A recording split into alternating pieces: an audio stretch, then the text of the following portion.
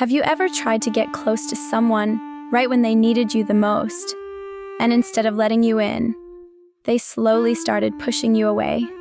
They stopped replying the way they used to. Calls went unanswered. Messages became shorter. Their tone changed. Their warmth faded. And you were left sitting there wondering, why are they hurting me when they're the one who's hurting? It feels confusing, almost unfair, because when you struggle, you look for people, but when they struggle, they disappear. And here's what most people don't realize. For many individuals, pain doesn't create connection. It creates distance. Not because they don't care, but because, psychologically, struggle changes how they relate to others. When someone is emotionally overwhelmed, their mind doesn't go into sharing mode.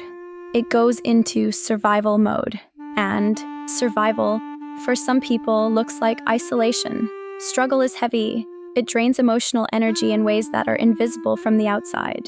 A person who is mentally exhausted may look calm, but inside they're fighting thoughts that don't let them rest. Overthinking, fear, self-doubt, regret, all running at once. And when the mind is that crowded, even simple conversations feel like pressure. Replying feels like effort. Explaining feelings feels impossible. So instead of saying, "I'm overwhelmed," they go silent, not because they want to disconnect, but because they don't have the emotional strength to stay connected. Imagine drowning. You're not thinking about talking to people. You're thinking about breathing. That's how emotional burnout works. They're trying to survive their own thoughts, and social interaction becomes something they feel they cannot carry. There's also a deeper fear operating underneath, the fear of being seen as weak. Many people were raised believing strength means handling everything alone. They were taught to solve problems quietly, to hide pain, to never look broken in front of others. So when life hits them hard, their instinct isn't to open up. It's to disappear until they can fix themselves. Because in their mind, vulnerability equals failure. They think if people see them struggling, respect will fade. If they speak about their pain, they'll look pathetic. So they choose distance over perceived humiliation, not because they don't trust the people around them, but because they don't trust how they'll be judged. Shame plays a powerful role here too. Struggle often comes with embarrassment, financial problems, emotional breakdowns, failures, rejections. These things damage self-image. People start blaming themselves. They feel like they should have done better, should have been stronger, should have avoided the mess they're in, and that shame makes them hide. They don't want anyone to see them in a state they themselves can't accept. So they isolate until they feel worthy of being seen again. The tragedy is, healing happens faster with support, but shame convinces them they must suffer privately. Then there are those who push others away not because they don't value them, but because they value them too much. They're afraid of being a burden. They look at the people they love and think, everyone has their own problems. Why should I add mine? So they smile through pain. They say, "I'm fine," when they're not. They disappear instead of venting, because they would rather carry silent suffering than feel like they're weighing someone else down. Psychologically, this often comes from empathy mixed with low self-worth. They protect others' peace more fiercely than their own mental health. Struggle also shakes identity. Someone who was always strong suddenly feels fragile. Someone confident feels lost. Someone who gave advice now needs it. And that shift feels uncomfortable, almost humiliating, so they withdraw while trying to rebuild themselves internally. They don't want people to witness the version of them they don't recognize. They want to return once they feel normal again. Distance becomes a waiting room where they try to reconstruct who they used to be. Past wounds deepen this reaction. Not everyone learned that opening up is safe. Some people trusted before and were dismissed, judged, ignored, or betrayed. So their brain learned a painful lesson. Vulnerability leads to hurt. Now when they struggle, their defense system activates automatically. Instead of reaching outward, they retreat inward. Distance becomes psychological armor. It's not that they don't need support, it's that they don't feel safe seeking it. Struggle also removes the feeling of control.